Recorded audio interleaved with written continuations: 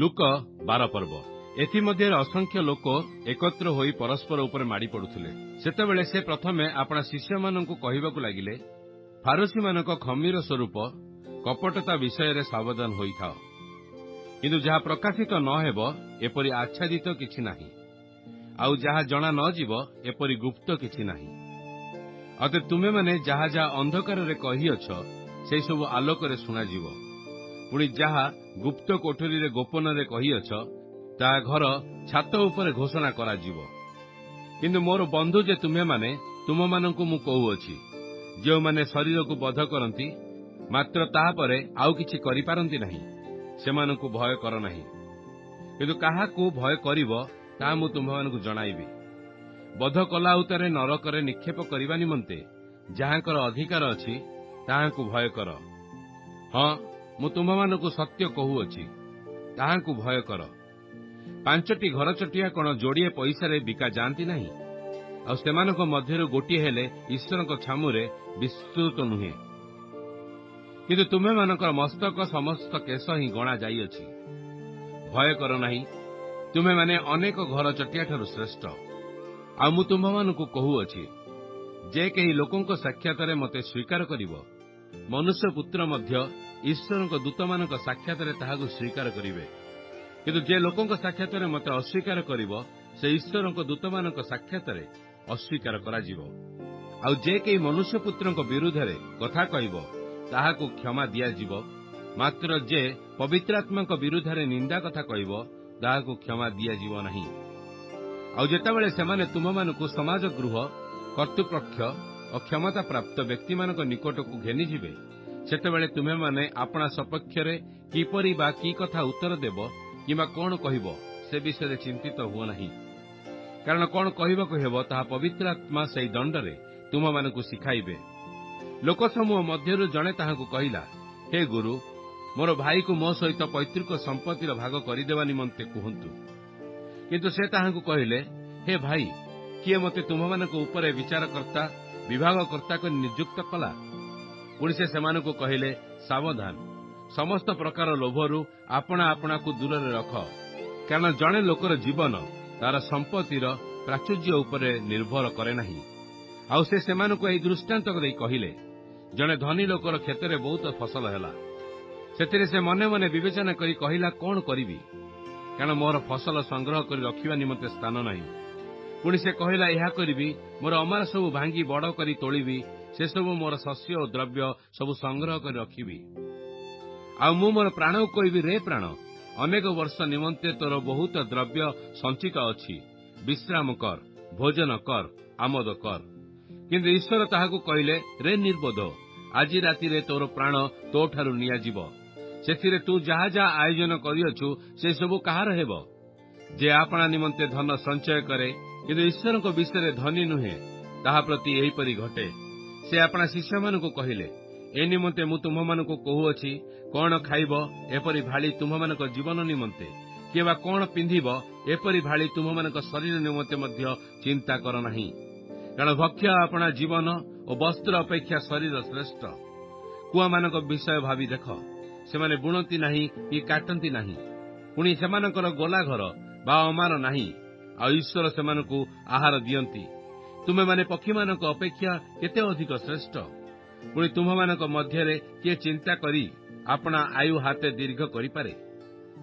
ଅତଏବ ତୁମେମାନେ ଯଦି ସବୁଠାରୁ କ୍ଷୁଦ୍ର ବିଷୟ ସୁଦ୍ଧା କରିବାକୁ ସକ୍ଷମ ନୁହଁ, ତେବେ ଅନ୍ୟ ସମସ୍ତ ବିଷୟ ସମ୍ବନ୍ଧରେ କାହିଁକି ଚିନ୍ତା କରୁଅଛ?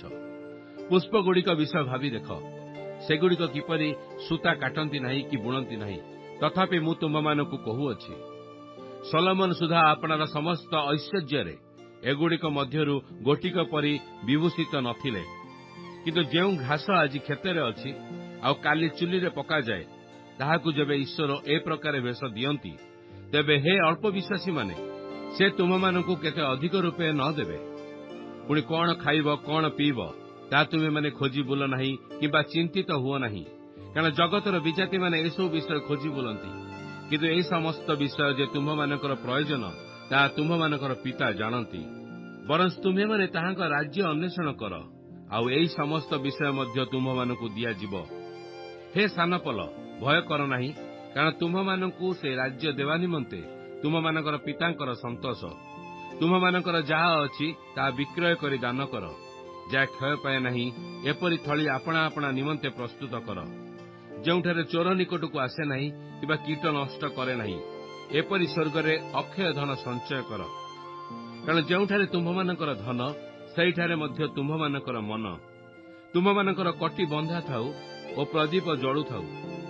ଆଉ ପ୍ରଭୁ ବିବାହ ଉତ୍ସବରୁ ବାହୁଡ଼ି ଆସି ଦ୍ୱାରରେ ମାରିବା ମାତ୍ର ଯେଉଁ ଲୋକମାନେ ତାହାଙ୍କ ନିମନ୍ତେ ତତ୍କ୍ଷଣାତ୍ ଦ୍ୱାର ଫିଟାଇବାକୁ ଅପେକ୍ଷାରେ ଥାନ୍ତି, ତୁମେମାନେ ସେମାନଙ୍କ ପରି ହୋଇ ରହିଥାଅ। ପ୍ରଭୁ ଆସି ଯେଉଁ ଦାସମାନଙ୍କୁ ଜାଗ୍ରତ ଦେଖିବେ, ସେମାନେ ଧନ୍ୟ। ମୁଁ ତୁମ୍ଭମାନଙ୍କୁ ସତ୍ୟ କହୁଅଛି, ସେ ଆପଣା କଟିବନ୍ଧନ କରି ସେମାନଙ୍କୁ ଭୋଜନରେ ବସାଇ ନିକଟକୁ ଯାଇ ସେବା କରିବେ। ଆଉ ଯଦି ଦ୍ୱିତୀୟ କି ତୃତୀୟ ପ୍ରହରରେ ସୁଦ୍ଧା ଆସି ସେମାନଙ୍କୁ ଏହିପରି ଦେଖନ୍ତି, ତାହେଲେ ସେହି ଦାସମାନେ ଧନ୍ୟ। କିନ୍ତୁ ଏହା ଜାଣିଥାଅ, କେଉଁ ଦଣ୍ଡରେ ଚୋର ଆସିବ। ଏହା ଗୃହକର୍ତ୍ତା ଯେବେ ଜାଣନ୍ତେ, ତାହେଲେ ସେ ଆପଣା ଗୃହରେ ସିନ୍ଧି କାଟିବାକୁ ଦିଅନ୍ତେ ନାହିଁ। ତୁମେମାନେ ମଧ୍ୟ ପ୍ରସ୍ତୁତ ହୋଇଥାଅ, କାରଣ ଯେଉଁ ଦଣ୍ଡରେ ତୁମେମାନେ ମନ କରୁନଥିବ, ସେହି ଦଣ୍ଡରେ ମନୁଷ୍ୟପୁତ୍ର ଆସିବେ। ସେଥିରେ ପିତର କହିଲେ, ହେ ପ୍ରଭୁ, ଆପଣ କେବଳ ଆମ୍ଭମାନଙ୍କୁ ନା ସମସ୍ତଙ୍କୁ ଏହି ଦୃଷ୍ଟାନ୍ତ କହୁଅଛନ୍ତି? ପ୍ରଭୁ କହିଲେ, ଏଣୁ ଆପଣା ପରିଜନମାନଙ୍କୁ ଯଥା ସମୟରେ ନିରୂପିତ ପଡ଼ି ଦେବା ନିମନ୍ତେ ପ୍ରଭୁ ଯାହାକୁ ସେମାନଙ୍କ ଉପରେ ନିଯୁକ୍ତ କରିବେ, ଏପରି ବିଶ୍ୱସ୍ତ ଓ ବୁଦ୍ଧିମାନ ବ୍ୟବର୍ତ୍ତା କିଏ? ପ୍ରଭୁ ଆସି ଆପଣାର ଯେଉଁ ଦାସକୁ ସେ ପ୍ରକାର କରୁଥିବାର ଦେଖିବେ। ମୁଁ ତୁମମାନଙ୍କୁ ସତ୍ୟ କହୁଅଛି, ସେ ତାହାକୁ ଆପଣାର ସର୍ବସ୍ୱ ଉପରେ ନିଯୁକ୍ତ କରିବେ। କିନ୍ତୁ ଯଦି ସେହି ଦାସ ମୋର ପ୍ରଭୁଙ୍କର ଆସିବାର ବିଳମ୍ବ ଅଛି ବୋଲି ମନେ କରି କହେ, ଦାସ ଦାସୀମାନଙ୍କୁ ପ୍ରହାର କରିବାକୁ ଏବଂ ଭୋଜନପାନ କରି ମତ୍ତ ହେବାକୁ ଆରମ୍ଭ କରେ, ତାହେଲେ ଯେଉଁଦିନ ସେ ଅପେକ୍ଷା କରୁନଥିବ ଓ ଯେଉଁ ଦଣ୍ଡ ସେ ଜାଣିନଥିବ, ସେହି ଦିନ ଓ ସେହି ଦଣ୍ଡରେ ତାହାର ପ୍ରଭୁ ଆସିବେ। ପୁଣି ସେ ତାହାକୁ ଦୁଇ ଖଣ୍ଡ କରି ଅବିଶ୍ୱସ୍ତମାନଙ୍କ ସହିତ ତାହାର ଅଂଶ ନିରୂପଣ କରିବେ। ଆଉ ଯେଉଁ ଦେଶ ଆପଣା ପ୍ରଭୁଙ୍କ ଇଚ୍ଛା ଜାଣି ପ୍ରସ୍ତୁତ ହୋଇନଥାଏ କିମ୍ବା ତାହାର ଇଚ୍ଛା ଅନୁସାରେ କାର୍ଯ୍ୟ କରି ନଥାଏ, ସେ ବହୁତ ପ୍ରହାରରେ ପ୍ରହାରିତ ହେବ। କିନ୍ତୁ ଯେ ନ ଜାଣି ପ୍ରହାର ଯୋଗ୍ୟ କର୍ମ କରିଥାଏ, ସେ ଅଳ୍ପ ପ୍ରହାରରେ ପ୍ରହାରିତ ହେବ। ଯାହାକୁ ବହୁତ ପ୍ରଦତ୍ତ ହୋଇଅଛି, ତାହାଠାରୁ ବହୁତ ଦାବି କରାଯିବ। ପୁଣି ଲୋକେ ଯାହା ନିକଟରେ ବହୁତ ସମର୍ପଣ କରିଅଛନ୍ତି, ତାହା ନିକଟରୁ ବହୁତ ଦାବି କରିବେ। ମୁଁ ପୃଥିବୀର ଅଗ୍ନି ନିକ୍ଷେପ କରିବାକୁ ଆସିଅଛି। ଆଉ ତାହା ଯଦି ପ୍ରଜ୍ୱଳିତ ହେଲାଣି, ତାହାହେଲେ ମୋର ଆଉ କଣ ବାଞ୍ଛା?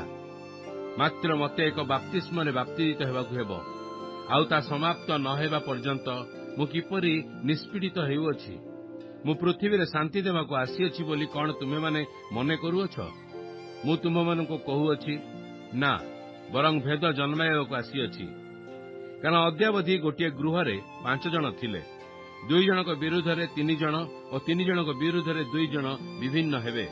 ପୁତ୍ର ବିରୁଦ୍ଧରେ ପିତା, ପିତା ବିରୁଦ୍ଧରେ ପୁତ୍ର, କନ୍ୟା ବିରୁଦ୍ଧରେ ମାତା, ମାତା ବିରୁଦ୍ଧରେ କନ୍ୟା, ବୋହୂ ବିରୁଦ୍ଧରେ ଶାଶୁ ଓ ଶାଶୁ ବିରୁଦ୍ଧରେ ବୋହୂ ଭିନ୍ନ ହେବେ।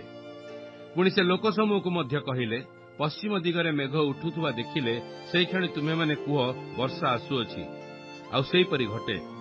ପୁଣି ଦକ୍ଷିଣ ପବନ ବହିବା ଦେଖିଲେ ତୁମେମାନେ କୁହ, ବଡ଼ ଖରା ହେବ, ପୁଣି ତାହା ଘଟେ।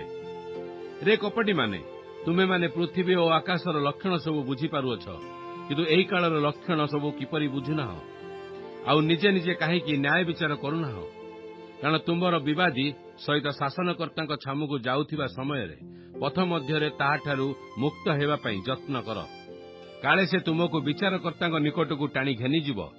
ପୁଣି ବିଚାରକର୍ତ୍ତା ତୁମମାନଙ୍କୁ ପଦାତିକ ହସ୍ତରେ ସମର୍ପଣ କରିବେ, ଆଉ ପଦାତିକ ତୁମକୁ କାରାଗାରରେ ନିକ୍ଷେପ କରିବ। ମୁଁ ତୁମକୁ କହୁଅଛି, ତୁମେ ଶେଷ କଉଡ଼ିଟି ନ ଶୁଝିବା ପର୍ଯ୍ୟନ୍ତ ସେହି ସ୍ଥାନରୁ କୌଣସି ପ୍ରକାରେ ବାହାରି ଆସିପାରିବ ନାହିଁ।